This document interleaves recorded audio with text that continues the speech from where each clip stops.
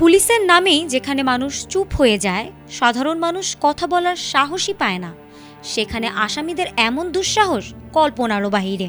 এমনই এক অবিশ্বাস্য ঘটনা ঘটে গেছে গতকাল ময়মনসিংহ নগরীতে, যেখানে আসামিকে ধরতে গিয়ে উল্টো হামলার শিকার হয়েছে পুলিশ। আর এই ঘটনার বাস্তবতা যেন সিনেমাকেও হার মানাবে। এমনই এক চাঞ্চল্যকর ঘটনার সাক্ষী হয়েছেন স্থানীয়রা। গতকাল বিকেলে ময়মনসিংহ নগরীতে স্বাভাবিক পরিস্থিতি যেন মুহূর্তের মধ্যে পাল্টে যায়।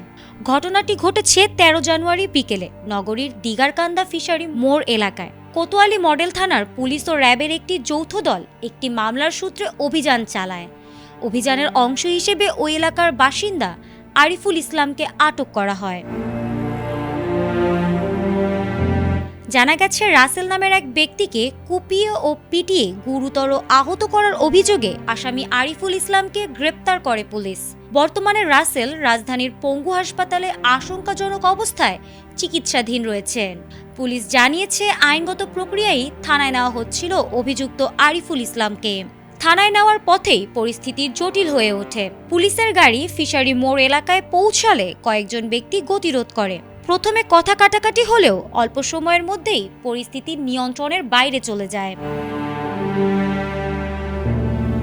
অভিযুক্তের বাবা সাগর আলীর নেতৃত্বে একদল লোক লাঠিসোঁটা ও দেশীয় অস্ত্র নিয়ে পুলিশ সদস্যদের ওপর হামলা চালিয়েছে। এই হামলায় অন্তত 5 পুলিশ সদস্য আহত হয়েছেন। ঘটনাস্থলে হঠাৎ বিশৃঙ্খলা তৈরি হলে স্থানীয়দের মধ্যে আতঙ্ক ছড়িয়ে পড়ে। আহত পুলিশ সদস্যদের তাৎক্ষণিকভাবে উদ্ধার করে ময়মনসিংহ মেডিকেল কলেজ হাসপাতালে ভর্তি করা হয়েছে। হামলার এক পর্যায়ে পুলিশের হেফাজত থেকে আটক ব্যক্তি আরিফুল ইসলামকে হাতকড়া সহ ছিনিয়ে নেয়। প্রকাশ্যে এমন ঘটনার পর এলাকায় আইন শৃঙ্খলা পরিস্থিতি নিয়ে উদ্বেগ তৈরি হয়েছে।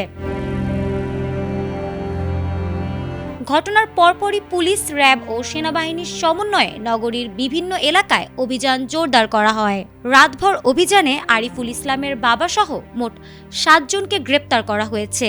পুলিশ জানিয়েছে, হামলা ও আসামি ছিনতাইয়ের ঘটনায় জড়িত অন্যদের শনাক্ত করতে তদন্ত ও অভিযান অব্যাহত রয়েছে। এ ঘটনায় জড়িতদের বিরুদ্ধে আইনানুগ ব্যবস্থা নেওয়া হবে বলে জানিয়েছে সংশ্লিষ্ট কর্তৃপক্ষ।